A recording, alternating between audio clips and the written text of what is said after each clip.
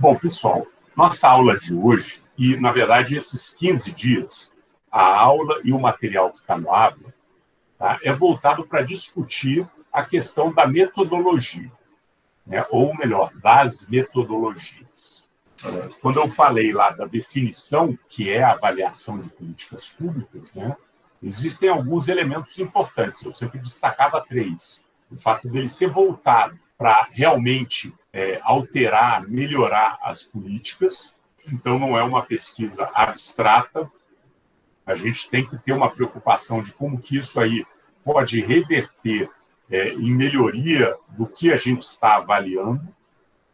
Claro que essa melhoria não é uma coisa que depende de nós, porque nós dissemos uma série de coisas, isso vai acontecer. Mas o objetivo nosso é que reverta nesse sentido. Uma segunda característica que várias definições abordam e que está presente em todas elas é que existe a avaliação, implica num juízo de valor, num juízo de mérito, né? Então, no limite, é bom ou ruim, mas o que é bom e o que é ruim. E a terceira questão, né, que sempre é enfatizado em todas as definições sobre avaliação de políticas públicas, é o fato que a avaliação precisa seguir uma metodologia rígida, uma metodologia que seja que não deixe margem para dúvidas, na medida em que o objeto da avaliação, a política pública que nós estamos avaliando, ela é um objeto de disputa política, né? Então, você me apresentar uma avaliação feita nas coxas vai servir para aquelas pessoas que têm uma posição política diferente da sua destruir a sua avaliação. Então, tem que ser uma avaliação à prova de balas. Claro que a gente vai, inclusive, discutir isso aqui hoje, estão nos nossos vídeos, né? As avaliações, as metodologias são sempre passíveis de discussão. Tá? Mas discussão é uma coisa. Outra coisa é um erro.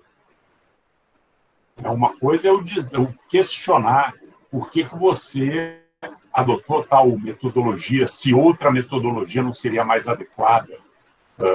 Discutir o desenho da pesquisa, discutir a forma de interpretação de dados. Isso é uma coisa. Agora, outra coisa é você pegar e simplesmente me apresentar um dado que não tem nenhuma preocupação metodológica. Logo, a gente confunde, muitas vezes, essa ação sem nenhuma preocupação metodológica com um puro e simples achismo. Tá? Deixa eu falar aqui como é que eu vou levar essa nossa conversa hoje.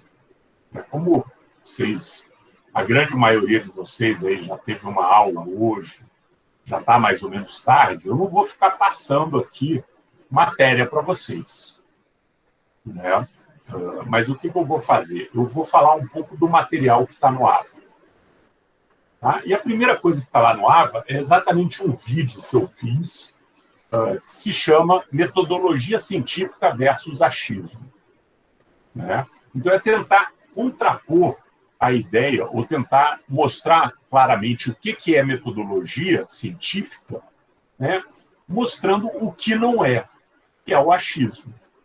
Então, a metodologia científica, o método científico, se vocês procurarem na internet, forem lá na Wikipédia, o método científico tem um verbete lá, ele tem etapas que precisam ser seguidas.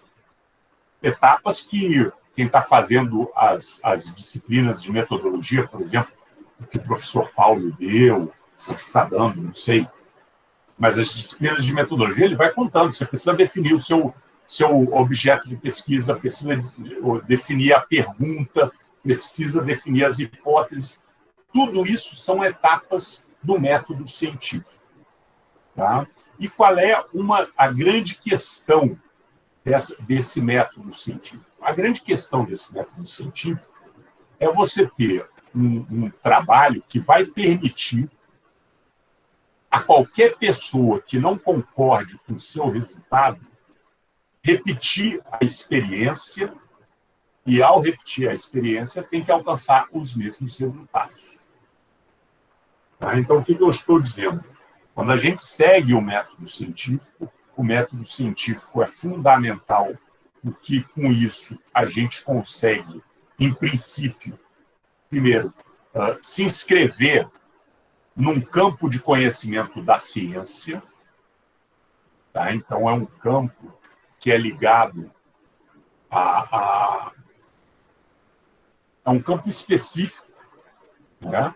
A gente não aplica o método científico na religião, né? Porque a religião é outro campo.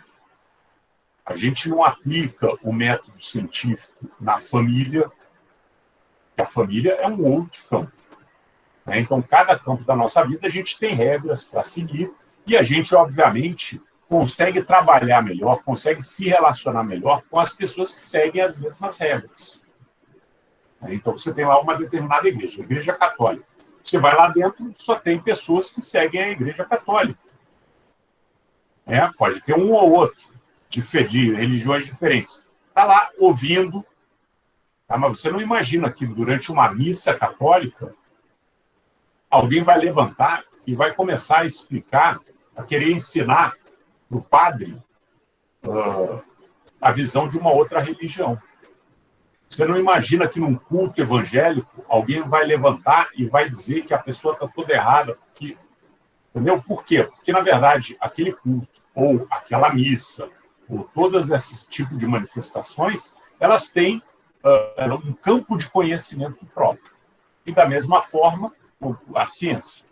Então, nós estamos no âmbito da ciência e a nossa forma de trabalhar, de pensar, de organizar as ações é o método científico. Tá? Isso é fundamental, porque uma pessoa que discorde da nossa opinião pode replicar a nossa experiência. Né? Então, a gente está vendo hoje a história da vacina do Covid. E como é que isso ocorre? Os caras publicam os resultados, que é uma etapa fundamental do método científico, a publicação dos resultados, tá? E as agências de vigilância, eles conferem os resultados. E onde eles têm dúvidas, é necessário proceder uma nova pesquisa. Então, além da transparência, uma coisa fundamental, né, no método científico, nós temos a possibilidade, além da replicabilidade, ou seja, a possibilidade de qualquer pessoa que faça a mesma experiência da vacina do Butantan vai ter que chegar nos mesmos resultados. São 60% de eficácia. Se você fizer uma experiência seguindo os mesmos métodos, com as mesmas populações, você vai chegar nos mesmos resultados. Né? Então, além de você poder replicar isso, o método científico é fundamental para você poder questionar a própria ciência. Tá? Então, a ciência pode ter essa pretensão em algumas áreas, né? Mas a verdade é que a ciência não é exatamente a descoberta da verdade. Né? A cada verdade que a gente tem, depois de um tempo que ela se consolida, você tem uma série de novas pesquisas que questionam essa verdade e dão origem a novos paradigmas. E assim a ciência vai avançando. Então, a ciência, o questionamento tem um papel fundamental dentro da ciência.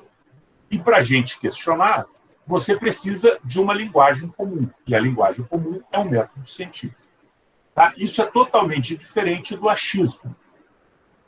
Né? A ideia de que a gente, de repente, ouviu falar alguma coisa, né? Hoje em dia leu no Zap, né? Mas você ouviu falar alguma coisa, todo mundo fala, mas você não entende direito como é que as coisas funcionam. E aí, mesmo assim, você vai dar uma opinião. Isso é totalmente equivocado. Mas então eu estou dizendo que as pessoas não têm direito de ter a sua opinião? Primeiro, não é razoável que você tenha uma opinião sobre um assunto que você não conhece, sobre um assunto que você nunca pensou antes. Então, se a gente fizer uma discussão complicada, como vamos fazer hoje, a respeito de várias metodologias, né? Você sair da aula com uma opinião sobre as metodologias vai ser meio difícil. Por quê? Porque você precisa de tempo para amadurecer, para refletir, para pensar outras hipóteses e questionar, né? A visão que eu vou colocar aqui dos autores aqui, a visão dos outros que estão questionando, etc. Tudo isso leva tempo, leva um amadurecimento. Tá? Então, quando a pessoa tem uma opinião imediata sobre qualquer assunto, sempre é muito complicado. Tá? E a segunda coisa é que ninguém tem condição de ter uma opinião qualificada sobre tudo. Porque, para isso, seguindo a minha lógica, você precisaria saber de tudo. Tá? Então, a opinião ela é válida em certos aspectos que precisam de opinião. Mas a opinião precisa estar sempre fundada, ela precisa estar sempre ancorada, como se fosse a opinião fosse um barco, mas precisa ter uma âncora na realidade. Né?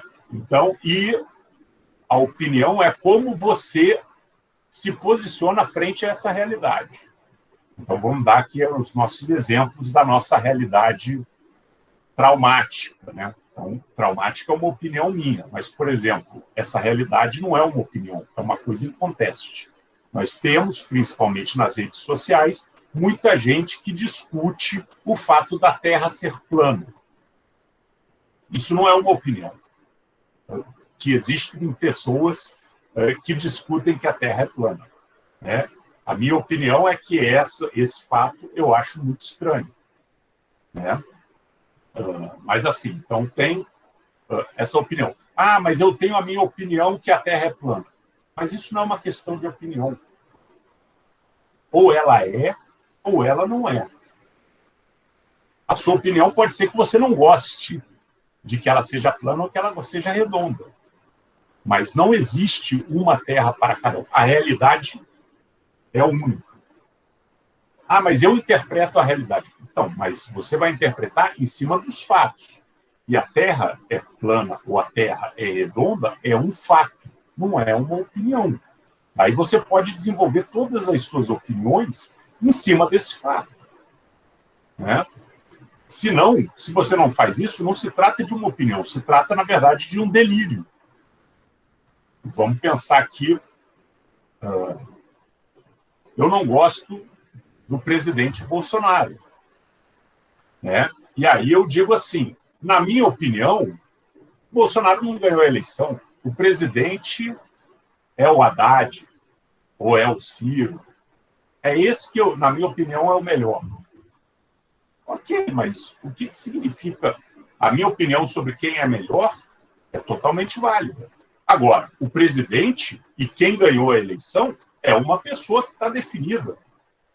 Se eu disser que, como na minha opinião, não era que ele deveria ser, então não vale, na verdade, todo mundo consegue entender que eu estou delirando.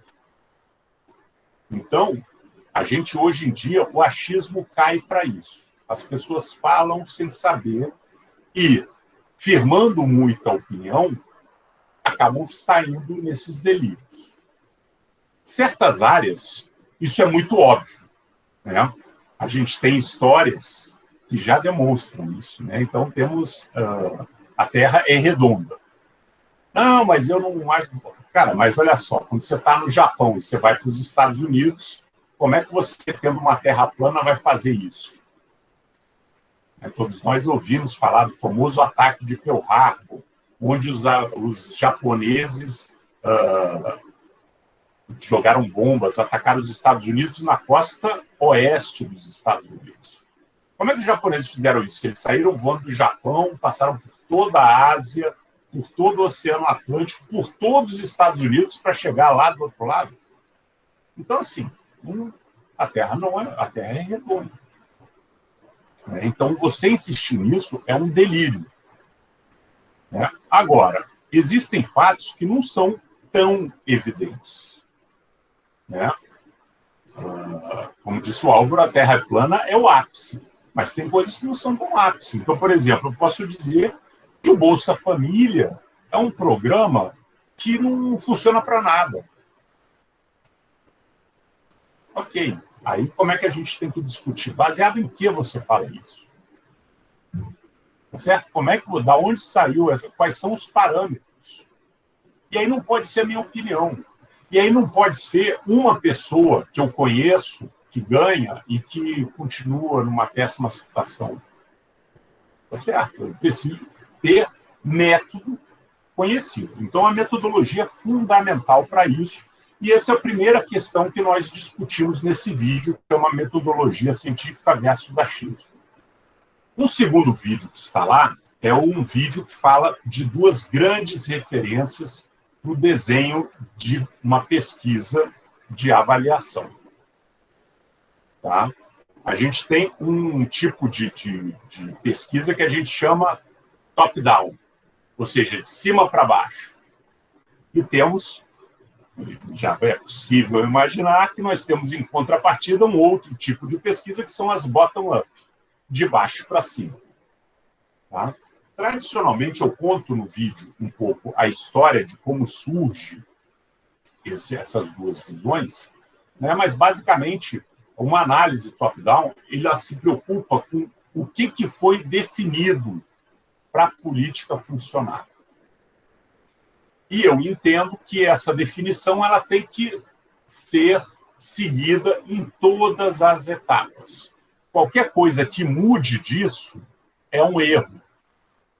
E aí eu faço minha avaliação apontando os pontos fracos. Então, vamos lá. Nós temos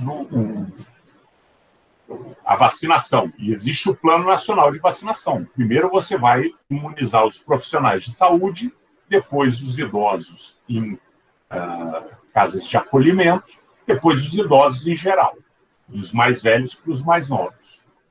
Tá? Essa é a forma como foi pensada a política de vacinação. Então, eu, para fazer uma avaliação de cima para baixo, eu analiso isso. E aí eu vou olhar o quê?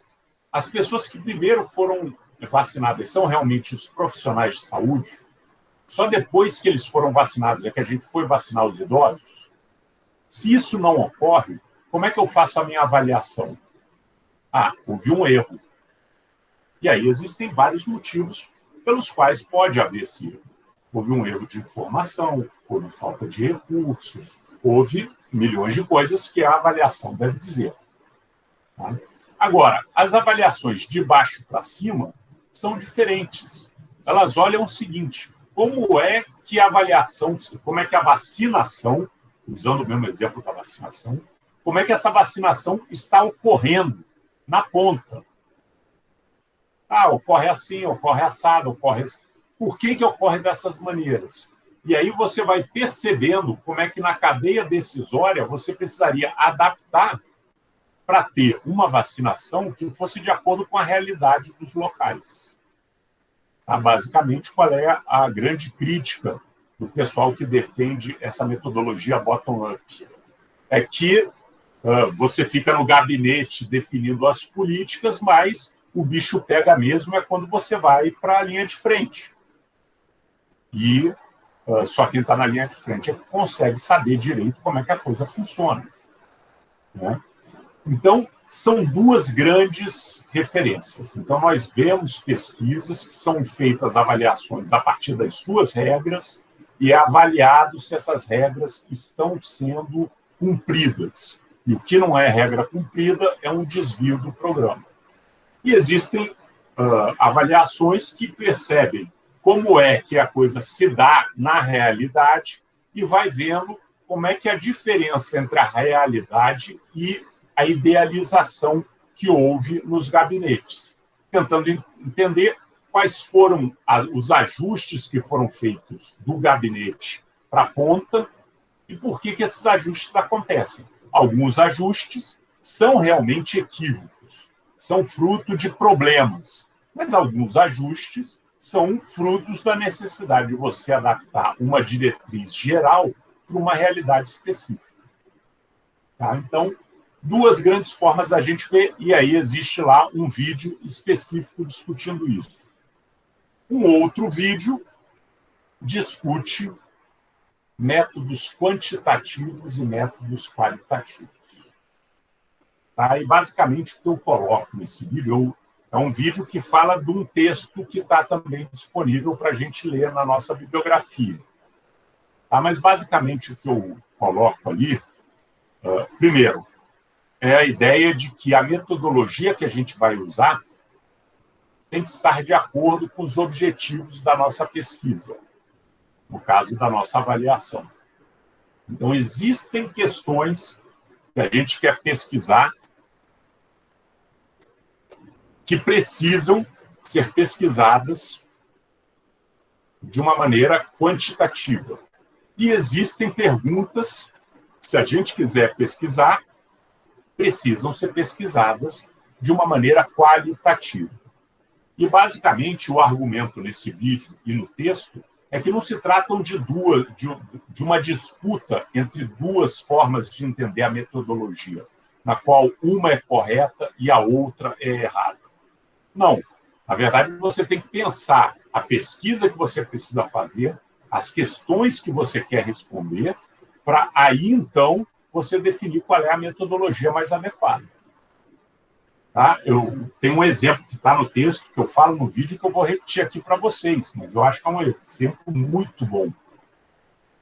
Vamos discutir a obesidade. Tá? O tema da pesquisa é obesidade. Aí vamos lá. Eu posso ter uma determinada pergunta. Quantas pessoas em Arapiraca são obesas? Se essa é a minha pergunta de pesquisa, que metodologia que eu devo usar? Eu devo usar a metodologia quantitativa. Eu tenho que pesar todo mundo de Arapiraca, chegar numa média, eu tenho que definir qual é o padrão. A pessoa obesa é uma pessoa que está acima de quantos quilos? Ou é peso versus altura? Não sei, qual é o nosso parâmetro? O que é uma pessoa obesa? É isso aqui. Então eu preciso medir as pessoas, pesar as pessoas, e aí eu vou saber que 10%, que 20% das pessoas de Arapiraca estão obesas. Então, estamos falando, para essa pergunta, de uma questão puramente quantitativa.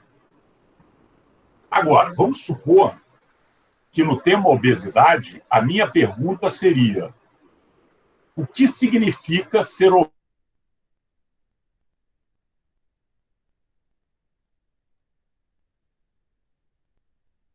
Eu faço qualitativo, eu vou pesar as pessoas, isso não vai me explicar. Eu vou explicar que se a pessoa está acima do peso, está abaixo do peso, mas não vai me explicar o que isso impacta para ela.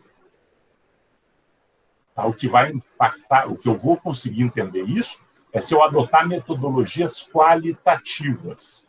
Ou seja, eu preciso fazer uma entrevista com as pessoas, eu preciso fazer um grupo focal, eu preciso fazer observação. Né? Todas as técnicas qualitativas vão permitir entender para uma pessoa obesa o que significa isso na vida dela. Ou para uma pessoa que não é obesa, o que significa, como é que ela vê uma pessoa obesa. É assim que eu preciso fazer. Então, vocês percebam, existe um determinado tema, obesidade. Eu posso fazer duas perguntas diferentes. Quantas pessoas são obesas na minha cidade? O que significa para essas pessoas ser obesa? São duas perguntas diferentes. E, dependendo da pergunta, existe um método mais adequado para eu fazer. Tá? Então, na verdade, não se trata de uma oposição. Se trata, sim, da gente entender qual é a questão que a gente busca responder. E aí vai ter formas mais adequadas ou menos adequadas da gente fazer essa discussão. Tá? Vamos lá. Bom, basicamente, com relação aos nossos vídeos, as videoaulas que estão disponíveis no AVA, é disso que eu estou tratando. Tá? Então, a gente faz uma introdução, que é essa discussão entre metodologia científica e achismo. A gente fala desse grande modelo de organização das pesquisas, que é, se você vai ver a pesquisa, a política pública de cima para baixo ou de baixo para cima, Tá? E a importância dos métodos quantitativos ou dos métodos qualitativos.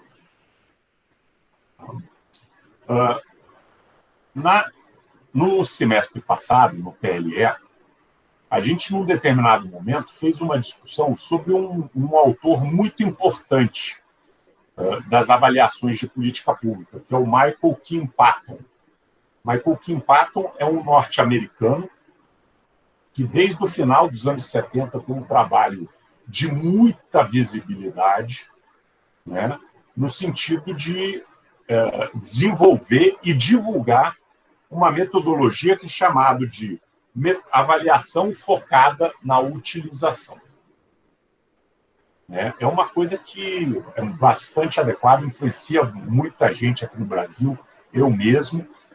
Como vocês veem, eu sempre falo que a gente faz a avaliação pensando em aprimorar a política pública que é avaliada. Sempre faço aquela ressalva que não é o avaliador que decide isso. É óbvio. É uma decisão política. Agora, o objetivo com que você faz isso é esse. E existem certas restrições de você ter essa mentalidade. Eu já falei, quando a gente faz a definição, o que não é avaliação. Você tem um problema do tempo, por exemplo.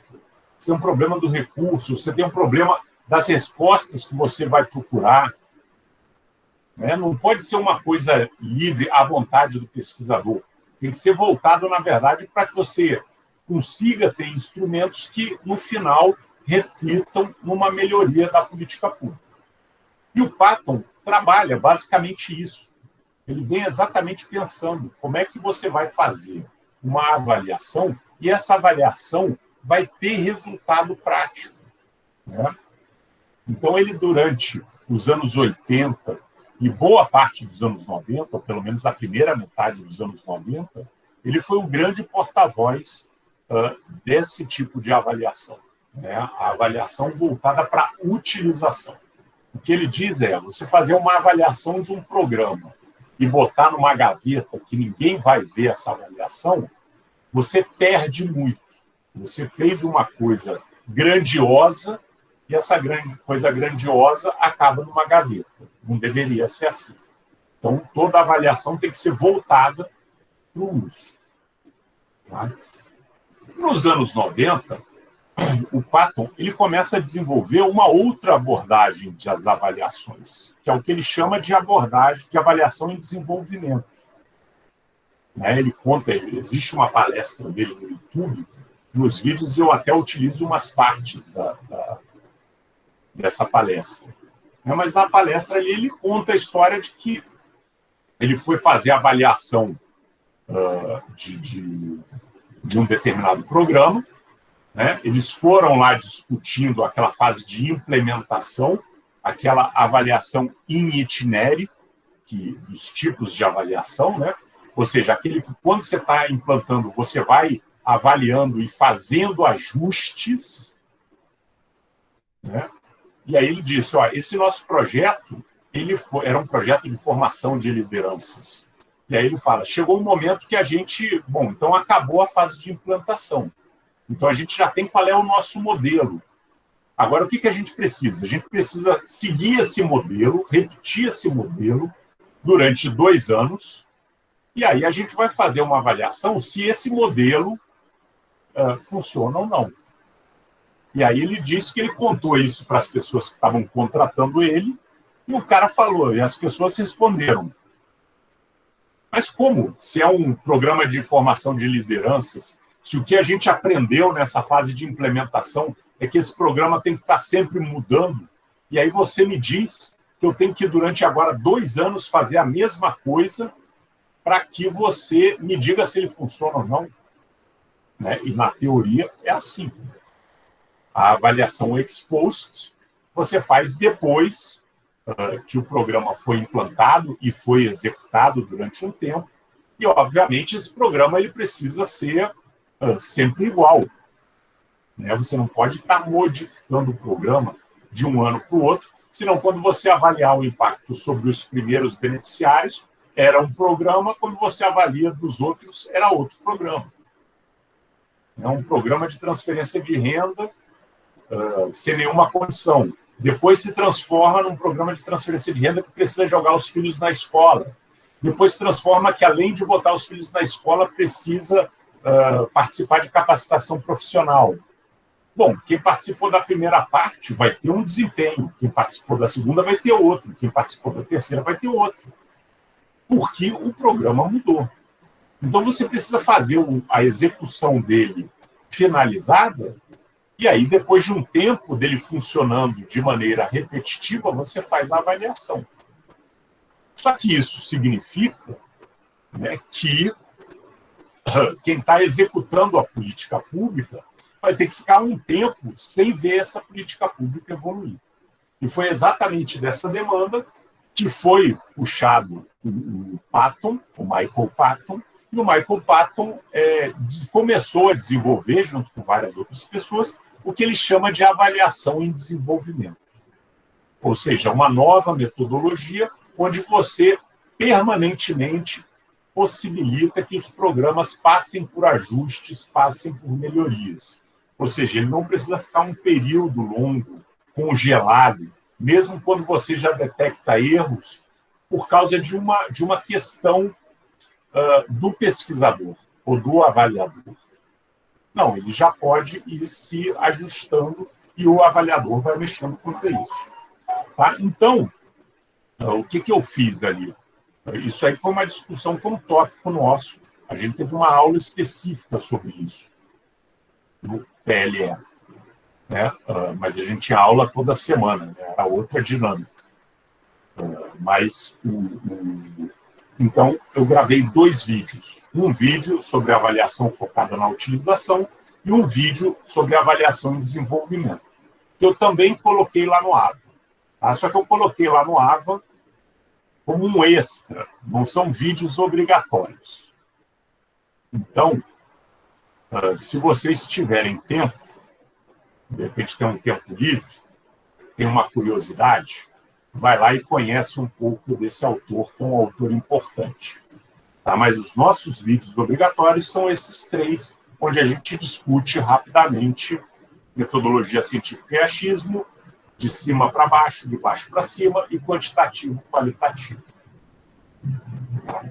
Agora, eu queria falar dos 2 textos que estão lá para nossa leitura.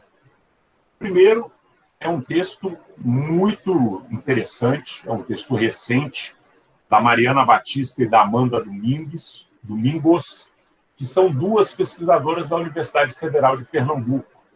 Em 2017, elas lançaram esse texto que chama Mais do que Boas Intenções. Tem um subtítulo lá que eu não me recordo bem, é Mais do que Boas Intenções, técnicas quantitativas e qualitativas na avaliação de impacto de políticas públicas.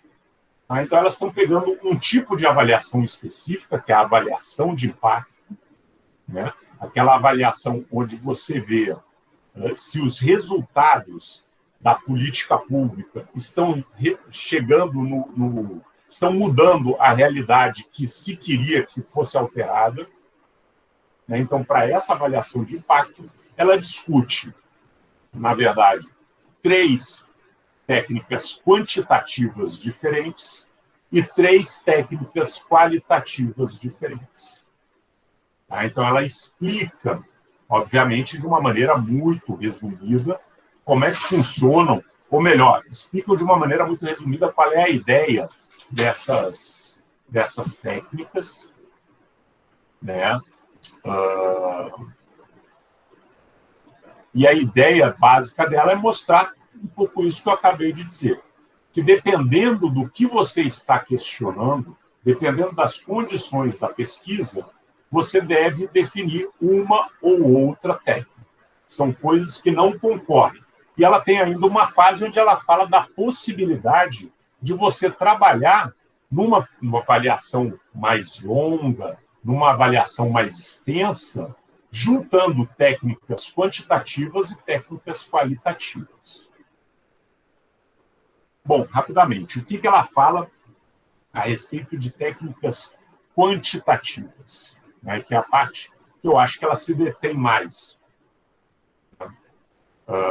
elas falam o seguinte: o ideal, a grande dificuldade que nós temos de avaliar o impacto, ou seja, aquela política deu resultados, e esses resultados promoveram as mudanças que a gente queria. Ela fala, a grande dificuldade é você pensar não se as pessoas que participaram dessa política melhoraram de vida. Isso não é muito relevante. A questão é, se elas melhoraram de vida, se por um acaso elas não tivessem participado da política pública, elas teriam melhorado? Qual é a diferença? Né? Ela fala, a gente precisa tomar muito cuidado com o que ela chama de falsos positivos e falsos negativos. Então ela diz, vamos fazer um programa de capacitação profissional ou um programa de qualificação profissional. E aí depois eu avalio que as pessoas conseguiram um emprego ao longo de 3 anos. Mas vem cá, quem foi que me disse que ao longo desses 3 anos a economia não cresceu? E mesmo que eles não tivessem passado pelo programa, eles não teriam arranjado um emprego. Então, como é que você vai comparar isso? Eles melhoraram de vida? Não dá, você precisaria, na verdade. Aí ela fala, o ideal, o melhor dos mundos. Você fazer um experimento controlado. Então, você pega uma determinada população, divide em 2 grupos, né? E aí um grupo vai participar da política pública e o outro grupo não participa. Como são 2 grupos parecidos, né, o que houver de diferente na dinâmica entre os grupos, a gente pode atribuir à política pública. Né? Agora, qual é a dificuldade quantitativa? A dificuldade é como é que você faz uma política e você diz que algumas pessoas não podem participar dessa política, apesar de estarem em situações iguais a quem vai participar. Ela fala, isso é uma coisa... Primeiro, você tem uma dificuldade de fazer esse planejamento, você precisa, quando começa a fazer a política, já organizar esses 2 grupos. Tá? A segunda coisa que você faz é você... um segundo problema que você tem, além de você ter que ter planejado, coisa que é muito difícil no setor público, né? Mas você também precisa lidar com o problema ético de você dizer que certas famílias, apesar de poder participarem das pesquisas, elas não vão participar. Né? Apesar de poderem participar da política pública, elas não vão participar. Por quê? Só porque eu tenho que fazer uma pesquisa. Isso aí é uma coisa extremamente complicada. Né? Mas onde é que a gente vê isso? Né? A gente vê isso, por exemplo, na nossa vacina. Né? Como é que foi feita a vacina? A vacina, você pega um grupo, 2 grupos, que tem que ser grupos parecidos. As pessoas precisam ter mais ou menos a mesma idade, precisam ter a mesma quantidade de homens e mulheres, precisam ser das raças, que são as raças da população, né? Precisa ter ali uma diversidade, mas os 2 grupos têm que ser bastante parecidos. E aí um grupo toma uma vacina e outro grupo leva uma aguinha. E aí você olha, porque quem não toma vacina também pegou Covid e também morreu.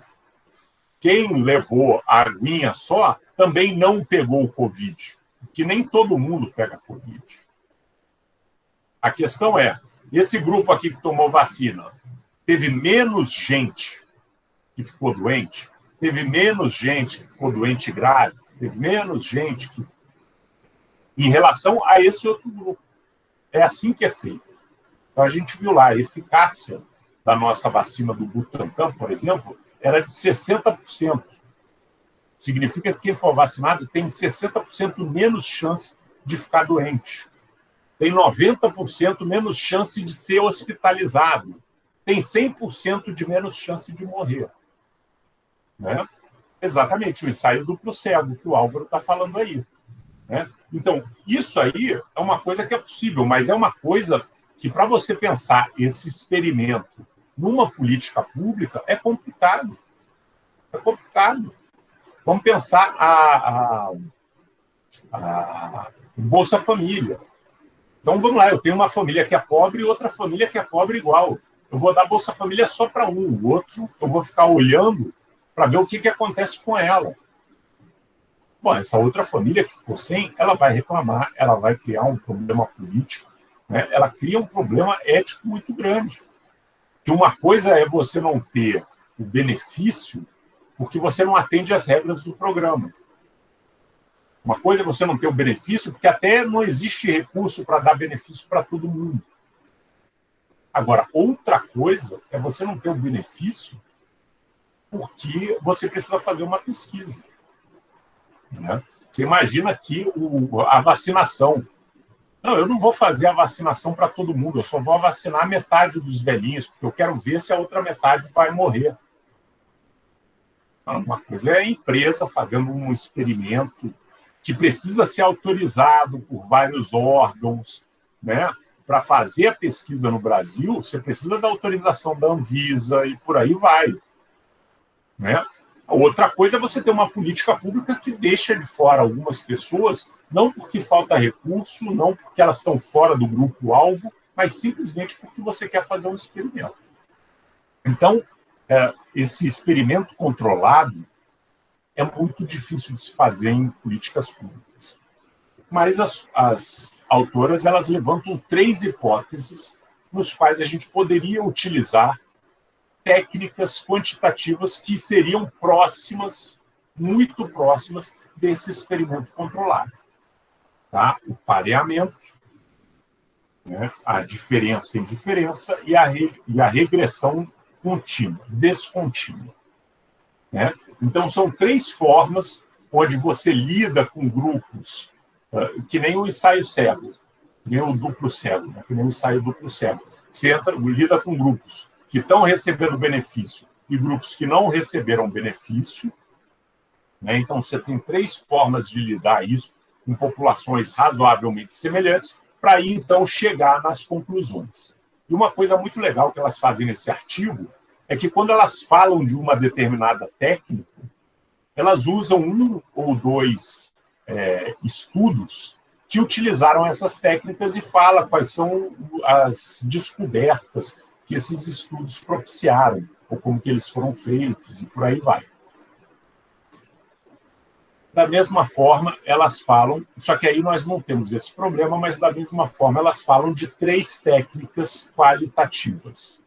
Elas falam da observação, elas falam das entrevistas em profundidade e elas falam dos grupos focais.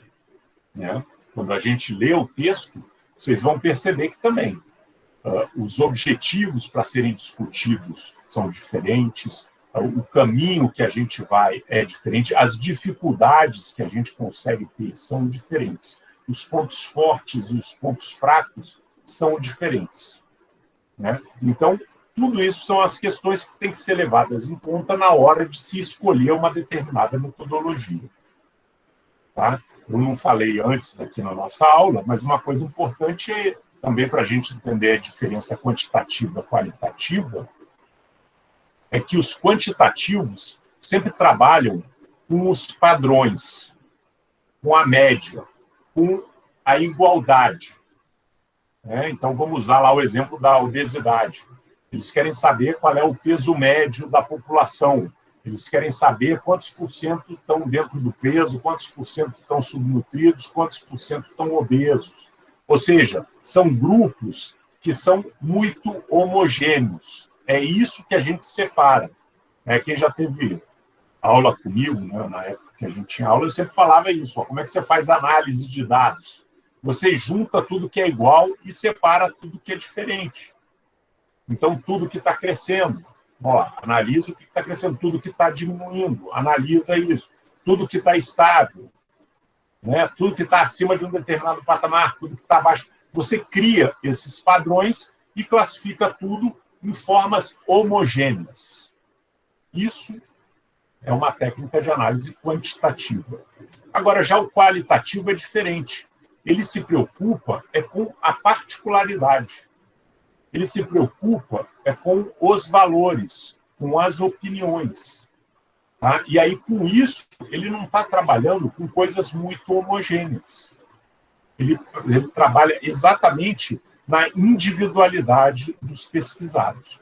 Tanto que uma pesquisa quantitativa, o ideal para uma pesquisa quantitativa é que ela seja enorme, o número de pessoas pesquisadas ou o número de eventos pesquisados. E a pesquisa qualitativa não precisa disso. O que precisa a pesquisa qualitativa? Que as pessoas ou os eventos pesquisados sejam relevantes, sejam representativos. Então, é essa a questão. Por isso, às vezes, até muitas vezes, você usa combinado, né? Falando, então, a conclusão lá do texto delas, muitas vezes você combina essas duas metodologias. Né? Eu faço uma análise quantitativa e eu descubro quais são os estratos de pessoas que são obesas, que estão no peso e que estão abaixo do peso. E aí, para entender como é que cada uma delas se sente, eu pego representantes selecionados de cada um desses estratos e faço com eles uma pesquisa qualitativa. Pode ser uma entrevista, pode ser um grupo focal, pode ser várias formas, né?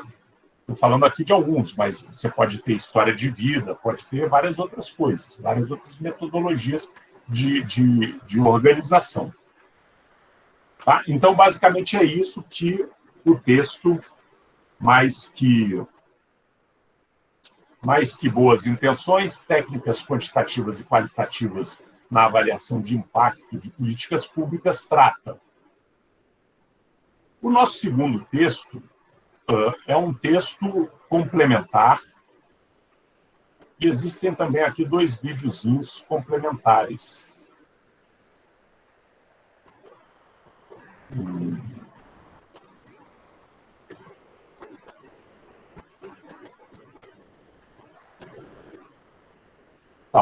O segundo texto chama-se A Técnica do Questionário na Pesquisa Educacional. Tá? E o que esse texto trata? Ele praticamente traz dicas, né? Traz regras não, né? Mas traz diretrizes de como que a gente elabora um questionário. Tá? Basicamente, ele fala um pouco das modalidades de pergunta. Você tem perguntas abertas, perguntas fechadas, né? Explica um pouco o que é uma pesquisa social, explica as diversas formas de você coletar dados, fala das diferenças de pontos fortes e pontos fracos entre o questionário, entre a entrevista, né, e entre várias outras formas de pesquisa, e principalmente chega ali num ponto onde ele fala um pouco a respeito de como a gente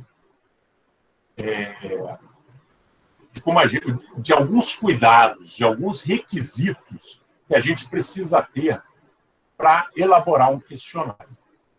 Tá? Então, você vai fazer um questionário, né, você precisa ter muito cuidado para que as perguntas elas não tenham um duplo significado.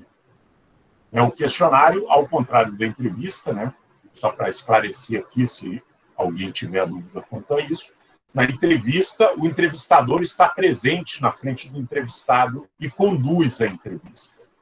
Né? O questionário é o nosso bom e velho Google Forms. Então, você manda lá o formulário para a pessoa e a pessoa sozinha preenche. E devolve para você o questionário preenchido. Tá? Então, quando você escreve uma pergunta, essa pergunta ela precisa ser muito clara. Ela não pode ter dupla interpretação.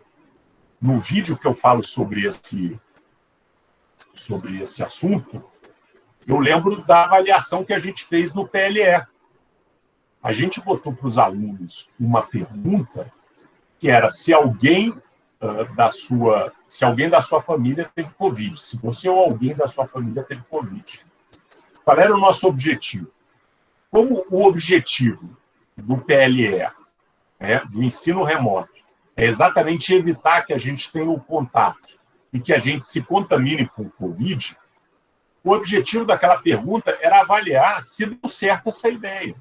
Quer dizer, a gente fez o PLE mas, de repente, por outros motivos, as famílias se contaminaram com Covid, porque alguém precisou trabalhar, porque eram várias pessoas, cada um fazia uma coisa, não sei. E aí a gente perguntou dessa forma: você ou alguém da sua família teve Covid? A gente pensava que, ao perguntar isso, nós estávamos pensando, você ou alguém que mora com você, a sua família que mora com você. Mas quando vieram as respostas, a gente percebeu que muita gente interpretou que seria a minha família. Meu tio, que mora em outra cidade, meu avô, que mora em outro país, meu não sei quem, que mora na mesma cidade, mas em outra casa. Não era isso que a gente queria perguntar. A gente queria perguntar se, por você não ter que sair da sua casa para ir para a UFAL, você ficou livre do Covid. E a gente não conseguiu fazer essa pergunta, não conseguiu essa resposta, por quê? Porque a pergunta que a gente fez foi mal feita. Ela permitia uma dupla interpretação. O que é família? São todos os seus parentes ou são só aqueles que moram com você? Então, por exemplo, esse exemplo está no vídeo, mas no texto eles falam isso. A sua pergunta ela não pode ter dupla interpretação. Ela precisa ser muito clara. A sua pergunta ela precisa ter sempre um objetivo. A gente não faz perguntas em questionários porque talvez seja interessante saber disso. Não, você tem que fazer cada pergunta com um propósito específico. Tá? Então, como eu falei, quando a gente perguntou se alguém da sua família teve Covid, a gente tinha um propósito específico. A gente viu que a resolução da UFAL, que definia que ia ter PLE, dizia que o objetivo era não ter contaminação da comunidade pelo Covid. E aí a gente faz a pergunta, isso deu certo? Como é que você vai saber se isso deu certo? Pergunta para as pessoas se elas tiveram Covid. Então, quando a gente fez essa pergunta, ela já tinha como uma ideia do que a gente queria saber. Se deu certo ou se não deu certo. Então, isso aí é uma questão importante. E esse texto tem várias outras questões. Na verdade, ele não se detém muito nisso, explicando cada uma delas. Ele é um texto que, no final, fica bastante resumido, mas eu acho que ele dá uma boa noção, bastante geral, a respeito da elaboração de questionários. E aí, para complementar, eu fiz mais 2 vídeos que também estão lá no AVA, sobre como você deve fazer o questionário. Um primeiro vídeo, que vai tratar de princípios gerais, Então, é uma ideia, algumas ideias fundamentais, O questionário ele tem que ter custo para as pessoas, ele tem custo para as pessoas, Então, se a gente quer um questionário que seja muito bem respondido, a gente precisa diminuir esses custos. O texto traz a informação que, em média, 25% dos questionários apenas são devolvidos. Significa que de cada 4 questionários que a gente manda para as pessoas responderem, a gente só tem de volta 1. Então, obviamente, isso aí é um problema. Eu levantei os dados aqui da pesquisa do PLE. Os alunos que estudavam, 36% responderam. Os alunos que não fizeram PLE, só 12% responderam. Então, você vê como é que se juntar tudo dá bem essa média. Então, a gente precisa ter estratégias na elaboração do questionário para que a pessoa diminua os custos. E quais são os custos que eu estou falando? É o tempo que ela vai levar para fazer o questionário. É aquela história, você não vai fazer um questionário com 200 perguntas. O cara vai olhar que são 200 perguntas, eu não vou nem responder. Você não vai fazer um questionário que a pessoa precise ficar toda hora consultando uma informação ou outra. Você não vai fazer um questionário que ofenda as pessoas, perguntas que ofendem as pessoas. Né? Você não vai fazer um questionário, e por aí vai. Né? Existem vários princípios que a gente utiliza para diminuir esse custo. Existe a necessidade de estabelecer uma relação de confiança. Né? Então, existe lá, no texto fala de uma estratégia de você ter uma carta de apresentação, explicando quem é você, explicando o que é essa pesquisa, né? Se há recompensas. Então, nós falamos aqui da vacina. Né? Qual é a grande vacina? Por que as pessoas toparam participar do experimento? Uma vacina que talvez elas ficassem doentes, ou receber só uma água e pensar que está vacinado. Por que elas fizeram isso? Porque, acabado o experimento, todos os voluntários foram chamados e foram os primeiros a serem vacinados. Então, havia uma recompensa.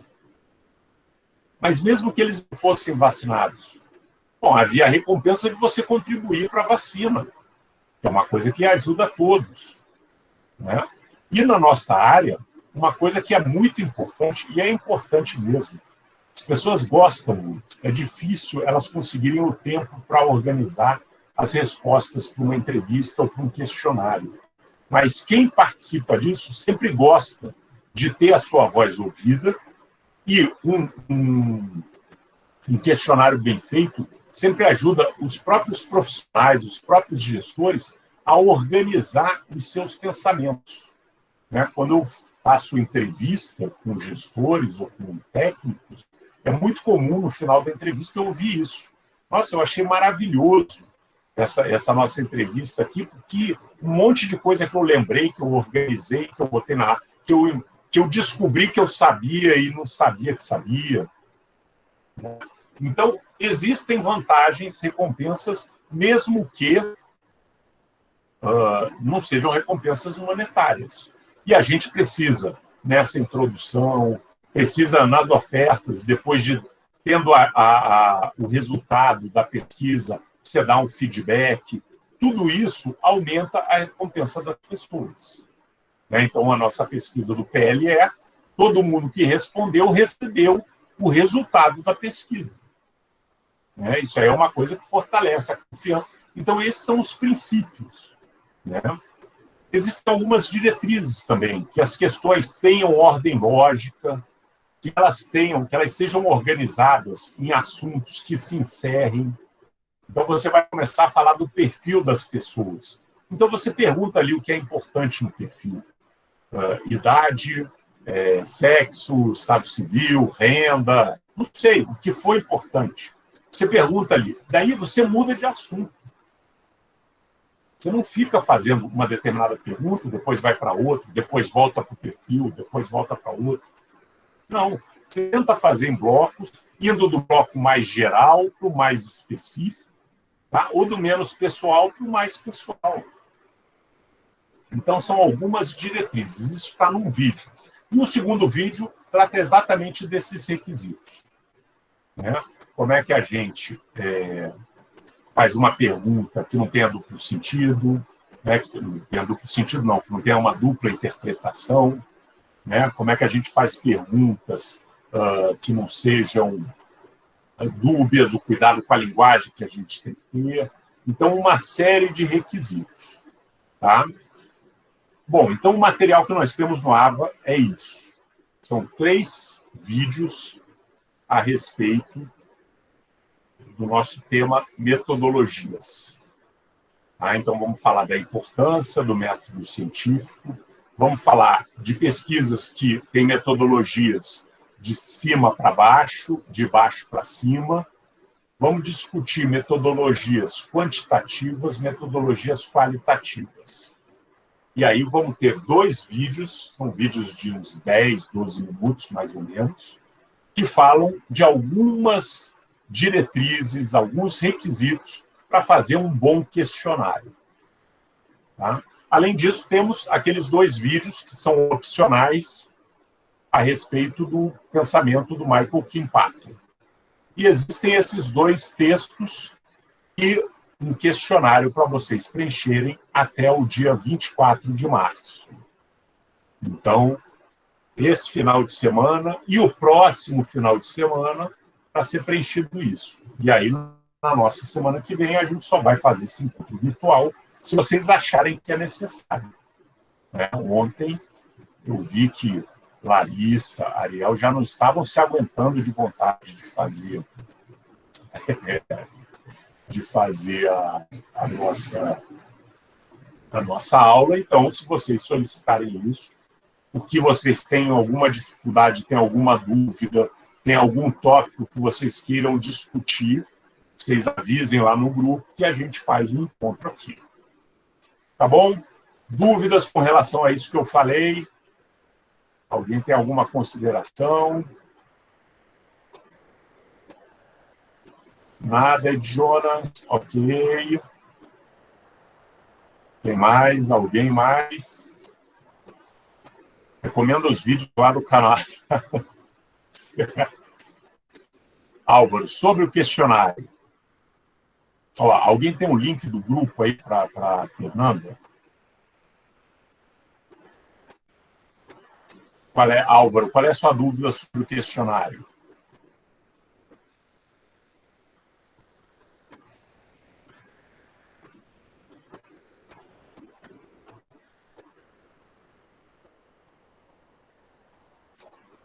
Perfeito. Aí, Fernanda, viu aí o Jonas? Tá. Beleza, é isso aí, pessoal. Então, ó, a ideia, a dinâmica que a gente está trabalhando é essa. Para não ficar uma coisa corrida, para vocês não ficarem sufocados com um monte de coisa, e também para a gente não ter um caminhão de coisas e depois parar tudo, ou deixar tudo para o final. Tá? A gente teve aqui o nosso conteúdo que foi apresentado aqui hoje. Beleza. Semana que vem, a princípio, não teremos esse ponto remoto. Então, pessoal que tem a aula com a Fabiana, acabou a aula da Fabiana, pega os textos, faz o questionário, faz a leitura. Tá bom? Repito, pessoal, não deixem acumular.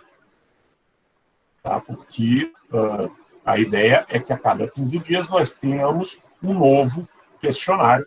Quer dizer, isso aí até a gente cumprir a nossa primeira matéria, e depois a gente vai ter a tarefa de fazer uma avaliação. Né? Então, é bom não deixar passar isso, porque a nota final vai ser a nota 5 pontos dessa avaliação que a gente vai fazer, a participação, o resultado, etc. e tal. Tá? E os outros 5 pontos são esses questionários. Então, quem não fizer, no máximo vai ter nota 5. Então, é para preencher tudo. Ok? Se ninguém tiver mais perguntas, eu creio que podemos encerrar aqui a nossa discussão.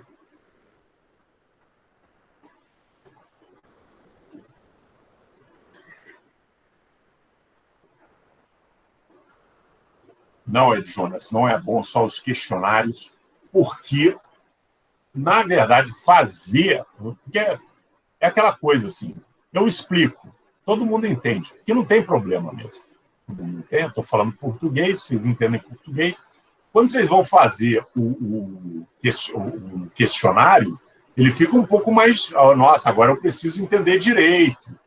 Tem uma dificuldade. Agora, a dificuldade verdadeira, entender tudo isso que eu estou falando de verdade, é só quando a gente fizer uma avaliação.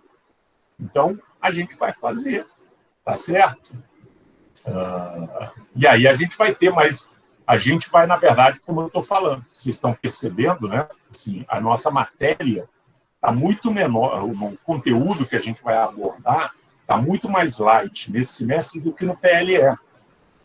Tá? De tal forma que a gente tenha mais tempo para conseguir fazer esse questionário, essa avaliação. Então, não vai ser uma coisa muito exaustiva. Muito exaustiva não, muito cansativa. Eu espero isso. Mas o que eu sempre falei de avaliação é que a avaliação ela tem que ter o resultado. Ela tem que chegar lá. Então, assim, a gente tem que se virar para dar o resultado no prazo, dentro dos objetivos. Isso faz parte. Tá bom? Então, tomara que tudo dê certo no nosso nosso cálculo que ele não vai se matar por causa disso, mas semestre passado rolou um certo estresse aí no finalzinho. Bom, pessoal, é isso. Um abraço para todos e a gente vai se falando lá no grupo, ok? Beleza? Boa noite a todos.